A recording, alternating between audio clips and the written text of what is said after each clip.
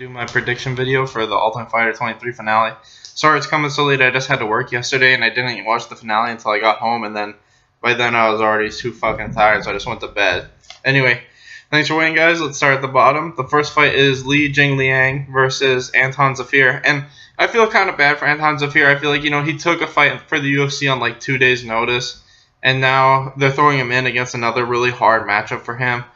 Lee's got better takedown defense and better striking, and Anton's just a jiu-jitsu guy. I mean, he's probably not going to take him down, and he's probably going to get knocked down in the first round like he did in his last fight. So, not much else to say here. I mean, like I said, Lee's just a better wrestler and striker, so first round knockout.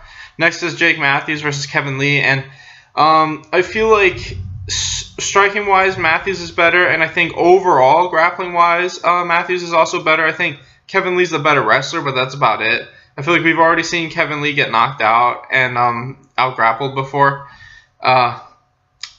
With Jake, he lost that one time to James Vick, but I feel like that's just because he was rushing his takedowns too much. I felt like he was winning the striking, and then he got caught in a guillotine. But I think, that's one of those fights where you learn from, and I feel like as long as he doesn't do that against Kevin, because Kevin's a better wrestler than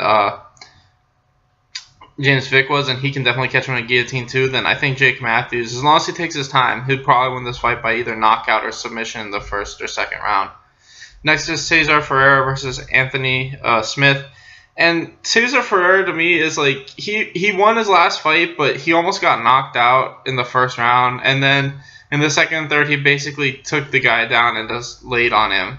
I still don't feel like he's that great. I feel like we've seen time and time again, his chin is not that great. He keeps on getting knocked down consistently. I think Anthony Smith's the better striker of the two. I think grappling-wise, they're probably about even. I think Ferreira's got the better wrestling for sure, but I feel like Smith can definitely knock this guy out. He's been knocked out a bunch of times, so I think Smith's probably going to win by knockout. Next is Josh Stansberry versus Corey Hendrickson. When I watched the finale, I was so upset. I was like, this is such bullshit. Like, I hate it when guys who lose come back and beat somebody. Like, I know there's some people that like that crap, but for me, I hate that. I hate that more than anything when a guy who's lost in the tournament already comes back and beats somebody who's won. It just feels like less of a finale now, in my personal opinion. And I feel like Josh just had a pretty bad game plan. I feel like he was striking with the striker, and it's like, you've already seen this guy get his ass whooped the second he gets taken to the ground. When Khalil fought his buddy Corey on the show, he got submitted really early in the first round. He got taken down, and almost as soon as he got taken down, he got his back taken and submitted. I feel like Josh is a way better grappler than Corey was, and he probably could have done the same thing. He shot for like one takedown super early and then didn't try again and got finished. So I think Josh is really good. I think Corey's just a jiu-jitsu guy. I think Josh has got great. I think his jiu-jitsu is better than his striking, and I think he also has really good striking. So I feel like I just don't really see any way Corey wins this fight unless he's able to like hold him down, but I don't think that's going to happen either. So I think Josh is going to win by TKO sooner or later. Next is John Moraga versus Matthews Nikolai, and Matthews is pretty good. He's 11-0, but I feel like this is a huge step up in competition. I feel like John Moraga just does everything a little bit better, and I feel like he's just fought way better people. I feel like John Moraga is probably going to win by knockout or submission sooner or later. How much to say? Next is Gray Maynard versus Fernando Bruno, and Fernando is just a wrestler, jiu-jitsu guy, sort of, like, with decent chokes. I feel like this is very clearly the last shot for Gray Maynard, in my opinion. They're basically throwing him a fight. I mean, he's the better wrestler. He's fighting a guy with almost no striking, and his jiu-jitsu game is basically 100% top game. I mean, I know Fernando was in the Ultimate Fighter finale, and when he couldn't take down that guy who was bigger than him, he basically couldn't do anything. That's all he has, is he has top game jiu-jitsu, and aside from that, I mean, he sucks, kind of. And it's like, it really is. It's just, they're giving Gray Maynard like one more shot, because he's already lost like 4 or 5 in a row or something like that. And I'm going to pick Gray, but I'm just saying, if he loses this fight, he's done. I mean, this is the biggest, this is the absolute biggest, you've got one more shot fight I think I've ever seen. So I'm going to pick Gray Maynard to win by decision. Next is Joaquin Silva versus Andrew Holbrook, and These guys are the same. They're really solid up-and-comers, but I think Holbrook just looks better. Not much to say. They have good striking, good grappling. I've only seen them fight the one times in the UFC, and they both look really good, but I would pick Holbrook. He just looks a little bit better to me.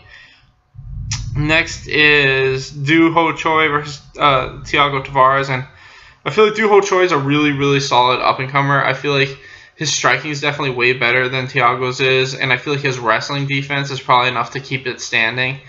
I feel like, you know, I don't know cardio-wise because all of his fights have ended in the first round.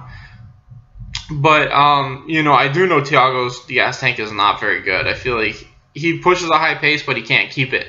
He can keep it for like 2 rounds, and then we saw he got knocked out against fucking what's-his-face in a fight that he was dominating. So I'm just saying, he pushes a high pace that he can't keep. I feel like Doo Ho Choi probably won't get taken down the first round, and once he finds his range, he's probably going to win by knockout. So I'm going to pick Doo Ho Choi by either late first or early second knockout.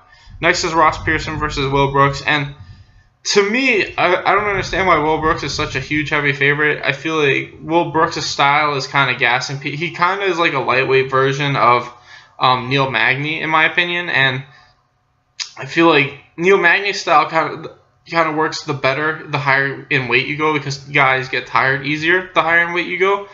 But when you get to lightweight, featherweight, and shit, guys don't gas out as easily, especially a guy like Ross Pearson. And I feel like striking-wise, these guys are probably about even. I mean, I just feel like people are giving Will Brooks a little bit more credit than he deserves. I mean, really watch his fights. I mean, it's kind of like the Neil Magny thing. Guys get tired, and he just doesn't. But that's not going to work as well against guys that don't get tired, in my opinion. So I feel like when he starts, I mean, I do feel like Ross Pearson is kind of a guy who's been in and out of the top 15, which is why this is a really solid test. And I do think Ross Pearson's probably going to win by TKO because Will Brooks has been knocked out before. They've both been knocked out before, but I just feel like Ross Pearson's going to pull off an upset here. I just don't think he's going to get tired, and I think sooner or later he's going to clip Will Brooks.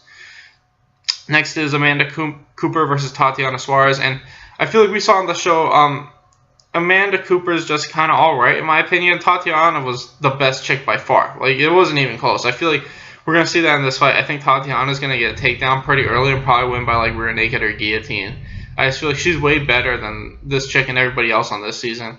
And the same thing with the next fight, Andrew Sanchez versus Khalil Rountree. I feel like Khalil's one and only chance to win this fight is he can keep it standing. And I feel like sooner or later, Andrew's going to get this fight to the ground. I mean, he'll strike with him for a little while, but, I mean, like I said, eventually he's going to take this shit to the ground, and when he does, he's probably going to win by rear naked choke in, like, under a minute. So that's just how I see it. I feel like it's going to be a first-round rear naked choke, and like I said, I just felt like Andrew was way better than everybody else this season. So, like I said, first-round rear naked choke for Andrew. And finally, we got Joanna Jędrzejczyk versus Claudia Gadelha, and I feel like the first fight was really close, but I did think Joanna won it, and I feel like a lot of times with fights like these, they kind of have to go based on their last fight. And in Joanna's last fight, she looked really good against a really good kickboxer, and Claudia looked okay against like a jiu-jitsu chick. Her striking didn't look amazing. I mean, she was definitely winning, but I don't think she's improved as much as Joanna has. I feel like Joanna's fought several times since their fight, and Claudia's only fought once. So I just feel like, you know, just because of Joanna's activity and the fact that she's been looking better with every single fight, and the fact that Claudia hasn't been fighting that much at all, I'm going to pick Joanna. I think she wins a decision, probably either 48-47 or 49-46. Anyway, thanks for watching, guys. Please like and subscribe.